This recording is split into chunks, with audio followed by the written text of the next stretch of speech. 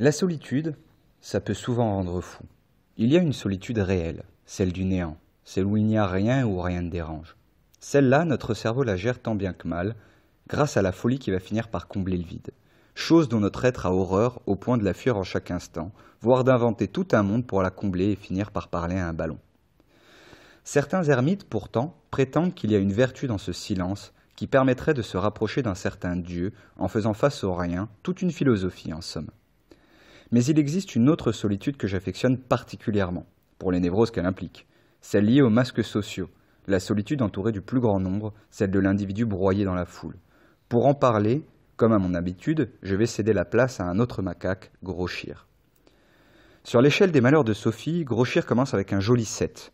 Enfance perdue dans les faubourgs d'un pays de l'ex-URSS, avec un père parti acheter un paquet de clopes pour une durée indéterminée, une Nelsonite aiguë, mal banale de nos pères 68ards.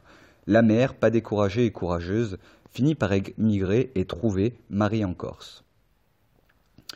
Gros-Chir, orphelin de père et de culture, portant son Ukraine sur son visage et dans son cœur, s'adapte, avance adolescent et vieillit pour enterrer sa mère et se retrouver bien seul sur une île si petite. Il a développé un caractère roublard et taciturne pour survivre, rehaussé par un sourire jovial et un esprit brillant. Handicapé par contre par une allergie à l'effort, que voulez-vous, la Corse lui a transmis quelques habitudes. Quand je l'ai rencontré, j'étais aussi seul que lui, et c'est sur le matelas de son salon, dans une petite chambre miteuse, qu'a commencé notre amitié. Gros-Chir, devenu l'égal de Rémi sans famille, s'enivrait d'alcool et de mauvaise musique russe, où nous oublions ensemble les vices de la vie, en nous viciant davantage dans ceux de la fac. Mais la souffrance lui avait développé un tel mal qu'il laissait glisser son ego vers un égoïsme et petit à petit perdit tous ses amis. Après une histoire de femme qui lui ôta son plus proche frère, il connut la première solitude, lui qui vivait déjà depuis si longtemps dans la seconde, son estomac lui-même se mettant à digérer morceau par morceau son être.